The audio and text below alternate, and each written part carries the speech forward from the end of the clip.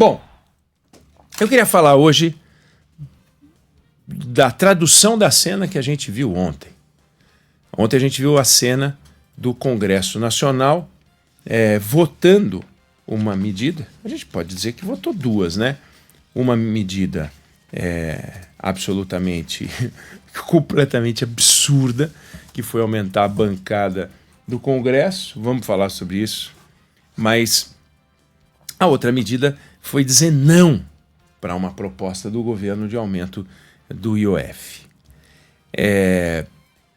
Se a gente olhar e tentar traduzir o que está acontecendo, traduzir o que aconteceu, citando nomes, aí a gente vai citar alguns, mas citando nomes só, é porque o Haddad, é porque o Hugo Mota, é porque o Lula, é porque o Davi Alcolumbre, é porque a Gleisi Hoffmann, é porque o Rui Costa, a gente vai ficar naquele negócio que às vezes acontece na tua casa, na minha. Você fala, fica quieto, criançada. Ele fala, não é que ele, é porque foi ele, é porque o outro é que foi ele. E se você perder tempo como pai e mãe tentando saber como é que isso tudo começou, no fundo, alguém podia ter parado, ninguém parou, quando um não quer, dois não brigam, aquela coisa toda que você já ouviu. A verdade é o seguinte, o que a gente testemunhou ontem, não é que foi uma derrota do governo, foi uma derrota assombrosa do governo, mas a gente assistiu ontem uma sessão de autópsia do Estado brasileiro. O que a gente viu ontem foi mais uma sessão de autópsia do Estado brasileiro. O Estado que está desfuncional. Não funciona. Não está funcionando. Não funciona. Não dá para achar que é razoável que o governo apresente uma proposta de impostos dando um bote no Congresso, como fez Fernando Haddad, sob orientação do Palácio do Planalto, com o conhecimento do Palácio do Planalto. Ele não fez nada sozinho. Aí o presidente, quando vai falar do assunto, chama de IOF do Haddad. IOF do Haddad? Você já percebe que já tem um troço aqui que está mal resolvido. IOF do Haddad. Não é o IOF do Haddad. É o conjunto de propostas apresentado pelo ministro da Fazenda que representa o desejo do governo federal que ele integra para tentar resolver um problema do buraco orçamentário.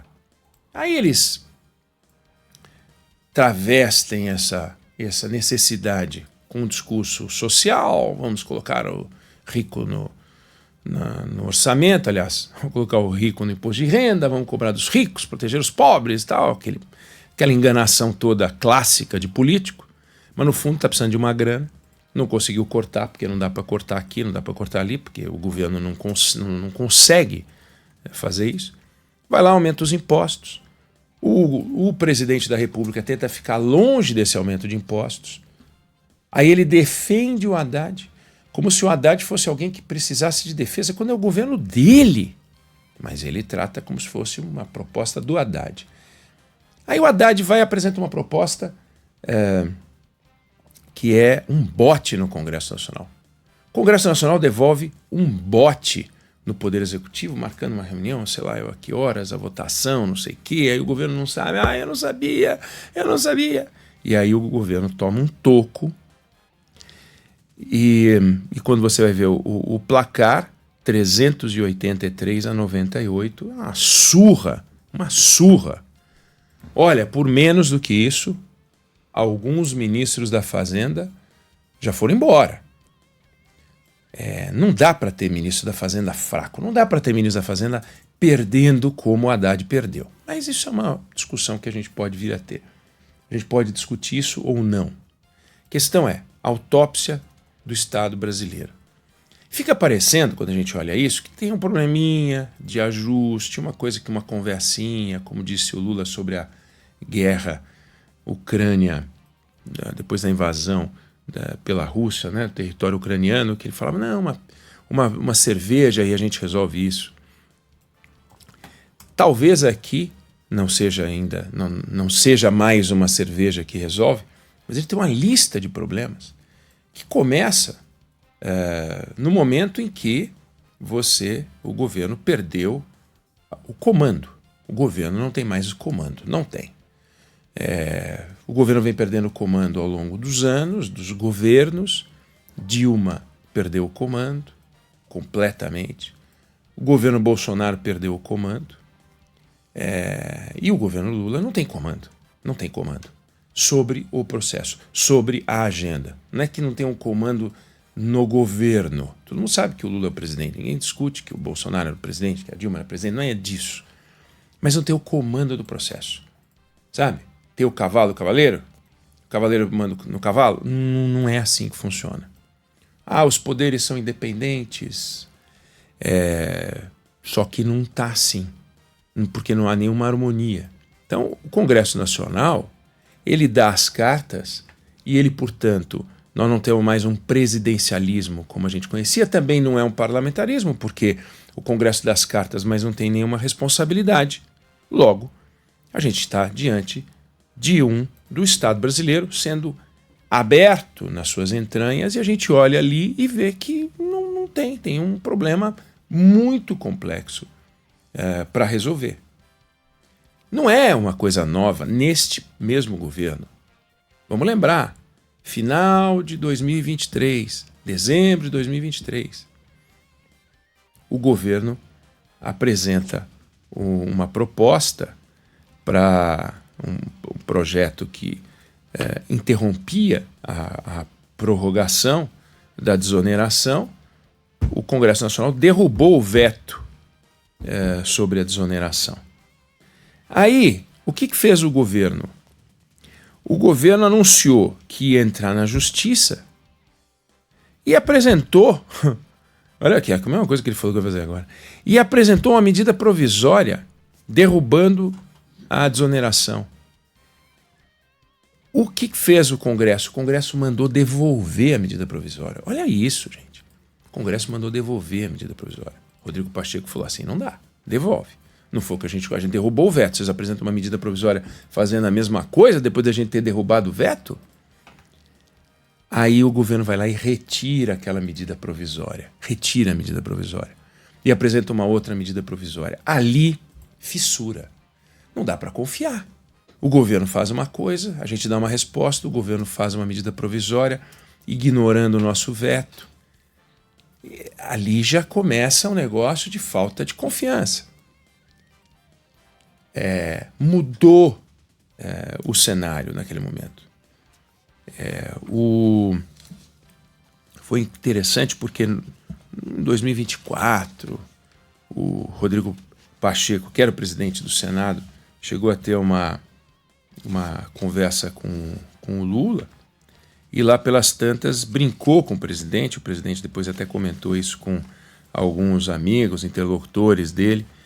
Ele disse assim, o Pacheco, olha, a gente terminou 2023, a gente entrou, fez um 2023 de campeão, foi um ano bacana. Agora 2024 nós estamos ali indo para o rebaixamento na relação entre os poderes, depois desse episódio envolvendo o Fernando Haddad, de novo ministro da Fazenda.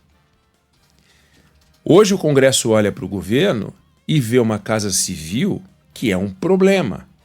Se trocasse o ministro da Casa Civil, já resolveria uma parte das coisas. Aliás, se trocasse o ministro da Fazenda, também depois dessa derrota, já resolveria uma parte das coisas. Só que o governo fica tentando fazer parecer, e é preciso que se entenda que se a gente não vive mais no presidencialismo tradicional e se a gente não vive mais no parlamentarismo, não dá para um poder ficar jogando os problemas nas costas dos outros. Ainda mais quando o governo não tem o poder que acha que tem. O Lula tem o poder do gogó, mas o poder de execução, a caneta dele já não vale o que valia na gestão de 2003, na gestão de 2007, me refiro ao início do primeiro e do segundo mandato dele. Hoje já não vale. Ele ou quem quer que seja, ou ele ou quem quer que fosse o presidente. Como aconteceu com o Bolsonaro. O Bolsonaro não tinha o comando do processo político. O Congresso assumiu o comando do processo político no momento em que as emendas se tornaram o que as emendas se tornaram. Então, como é que funcionava o presidencialismo até então? O governo nomeava ministros, que ele pegava da base parlamentar, os ministros com a caneta atendiam os deputados e você conseguia governar. da maneira fisiológica, porca, que a gente sabe fazer. Mas tudo bem. Como é que funciona hoje? Nenhum ministério tem 52 bi, então ninguém quer ser ministro. Aí o Lula anunciou uma reforma ministerial que depois ele desistiu de fazer e meio que tudo bem. Porque ninguém quer ser ministro. Aliás, teve deputado que recusou o ministério. Porque não vale nada. O camarada não quer. Só se for para ser, sei lá, ministro da Agricultura, sei lá, os 2, 3 que dão uma visibilidade, um prestígio muito grande. Mas de uma forma geral, ser ministro, outro dia num canal livre, o Fernando Mitre lembrou isso bem, era você ter 10, 20, 30 deputados na sua porta. Hoje, ser deputado é você ter 10, 20, 30 ministros na sua porta. E dá para ter, porque o Lula tem quase 40 ministros. Então, hoje, o gabinete do deputado é o que era o gabinete do ministro. Se Brasília já foi um presidente cercado de prédios por todos os lados e um ministério era um personagem cercado de deputados por todos os lados, hoje virou. Hoje você tem 513 ministros, que são os deputados. Agora serão 530, né? Porque eles fizeram esse 531, porque eles aumentaram o número de deputados. É o jogo do poder. E aparentemente o governo não está entendendo. Aí o Haddad pega e vai dar entrevista sobre o que aconteceu e critica o Hugo Mota comparando ele com o Arthur Lira. Você quer a lição número 1 do que não fazer?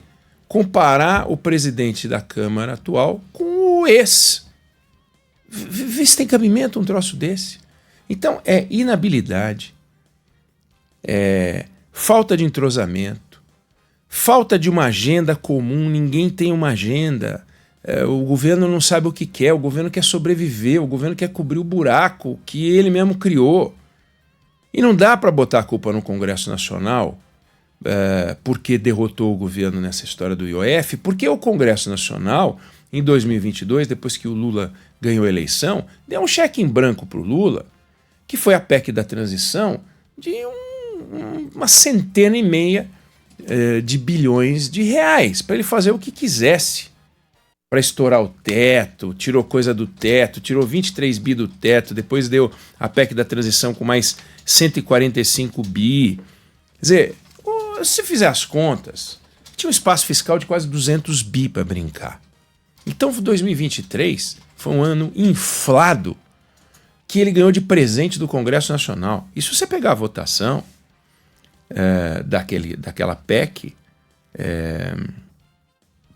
você vai ver que o Congresso, que não foi, que ele conseguiu um apoio grande. Na Câmara foram 331 votos a favor. No Senado, 63 votos a favor. Ou seja, mais votos a favor daquela PEC do que agora para rejeitar a medida. Então ele já contou com o Congresso. Ah, mas o Congresso mudou. Desculpa, o Centrão até aumentou um pouco, mas não eram os que o Centrão tinha 100, agora tem 250 parlamentares. O Centrão tinha 200 e tantos parlamentares, agora tem 200 e um pouco mais do que tantos. Depende, não vai jogar o MDB no Centrão, né? Senão você põe mais 40 e tantos deputados. Não é isso. Então, apoio o governo teve, apoio o governo perdeu. Porque não está tendo talento, competência para unir a tropa. Porque ninguém quer fazer parte dessa tropa. Então agora já começam as conversas, as pessoas no Congresso já começam a olhar para as alternativas e já começa a ter movimento de deputado ligado à base, por exemplo, agora tomou uma surra da base. Porque se você tomar uma surra da base, você só tem uma certeza, base ela não é. E aí não vamos entrar. Tudo bem, tem os apaixonados que olham para os atos do governo e veem que ele está na busca da equidade, na luta pela harmonia, defendendo os mais pobres e tal, esse governo. Tal. Tirando esses apaixonados, é o seguinte, o governo está tomando uma surra no jogo político, surra de poder.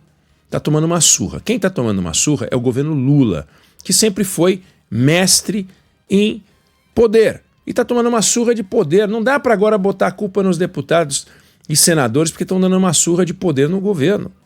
Porque o governo já conseguiu dar surra de poder. Então, vai ter que chamar para a mesa, vai ter que conversar. Aparentemente o governo vai realmente judicializar essa decisão do IOF e depois vai chamar deputados e senadores para conversar. A gente vai acompanhar aqui e vai contar para você. Agora, a autópsia do Estado brasileiro não está funcionando. Governo sem agenda, governo sem projeto, Congresso sem posição. O único objetivo virou o jogo do poder. Sem falar do judiciário, que a gente podia falar 10 horas também do Supremo Tribunal Federal mandando, querendo ter poder, querendo interferir. É o que a gente viu hoje, a autópsia do Estado brasileiro. Não sei se você concorda ou discorda, mas essa é a opinião que eu tenho sobre o assunto.